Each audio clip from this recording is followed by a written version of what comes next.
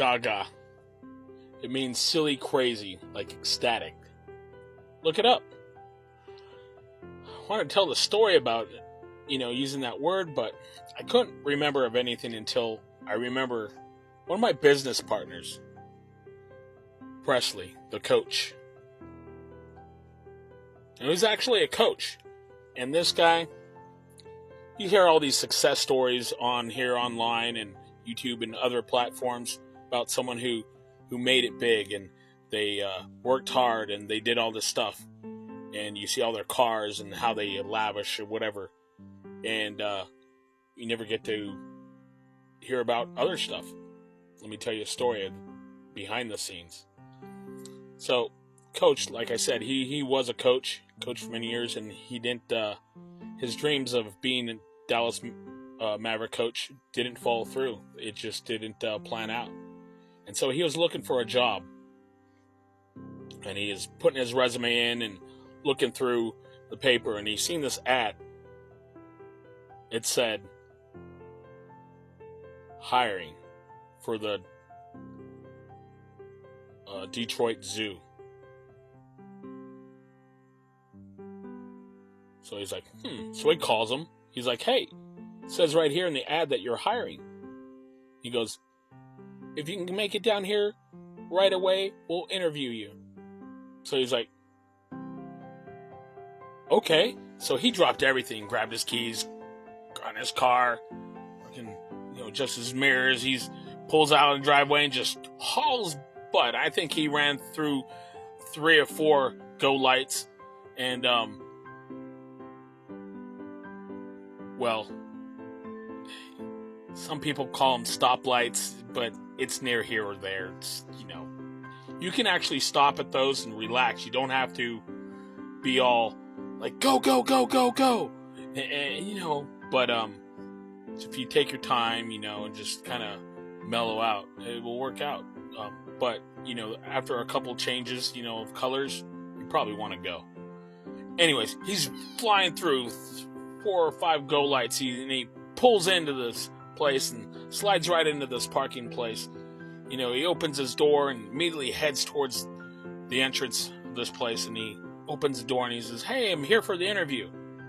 And he's got the clipboard and glasses and lab coat. He's like, over here. And he goes up to the guy and he's like, well, what's the job? What are you guys hiring for?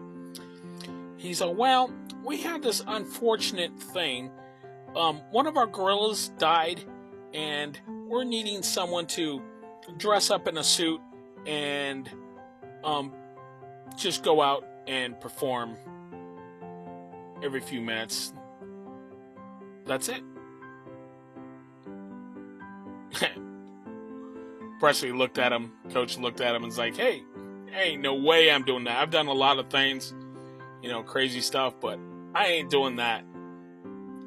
He's like, but sir, it pays $85,000 a year.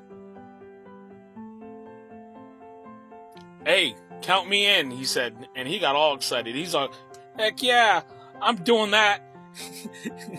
He's like, where's the suit? So he grabbed the suit, went backstage, put on the suit, put it on straight. It was all good. And he's all, so he goes out there, looks around. Ooh. Nothing. No crowd, nothing gathered around. He did this throughout the day, and no one gathered around. No one even looked at him. Later, when he got home, he called his friend Randy, his best friend Randy. He says, Randy, man, I have the best job ever, and I feel like I'm going to get fired. He's like, all I have to do is dress up in a gorilla costume and go out there and, show myself every now and then, and but no one gathers. No crowd, nothing. No one even pays attention. This is where Randy gave him some of the best advice he could ever give him. Randy goes, do the Gaga. He's all, make him excited. Get him into it. Do the Gaga. So, Presley's like, oh yeah, okay. I got it. I can do this. So he goes and he buys these magazines and gorillas. He studies these National Geographic videos and watches YouTube videos, and he even took voice and gymnastic lessons. Did a lot of things to like really get to. He even went to the other zoo, and he went down there and studied the gorillas. So he perfected it. He got it down good, and he was doing so good. He went to work every day, and he just was killing it. He was so good that he became the main attraction at the zoo. Yeah, after a while, they put a big banner. It said, Presley, the gorilla. And everyone would come from all over the place just to see Presley, the gorilla. It was amazing. He was doing so good. He did this, his final finale, where he would climb up on the cage and he'd grab a vine and swing to the other side of the park. And everyone's like, yeah, yeah. And he was, oh, oh, oh, oh. You know, and one time, he was so excited. He was really into it. He did his best performance ever. He was all into it. Oh, oh, oh. And just doing everything. And really excited. Giving it all he has. Doing his gaga. He climbs up to the top of the cage. Grabs the vine. And he goes to swing across. And snap! Boom! He falls into the cage next to his. And he's like, gets up, kind of looks around and puts his head back on straight. And he sees 3 lions.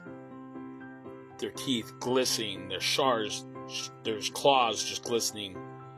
Their teeth has that hungry juice on them. You know that hungry juice when you're just really hungry. They're looking at him.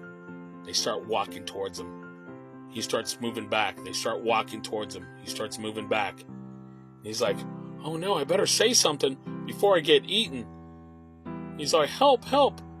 I'm not a gorilla. And then all of a sudden, one of the lions just jumps in the air. And he's fierce and he roars. And he pounces and lands right on his chest. And he comes in close and he says, you idiot. Shut up. You're going to get us all fired. The moral of the story is, don't worry about the other man's cat suit. Just do you. Don't worry about anyone else.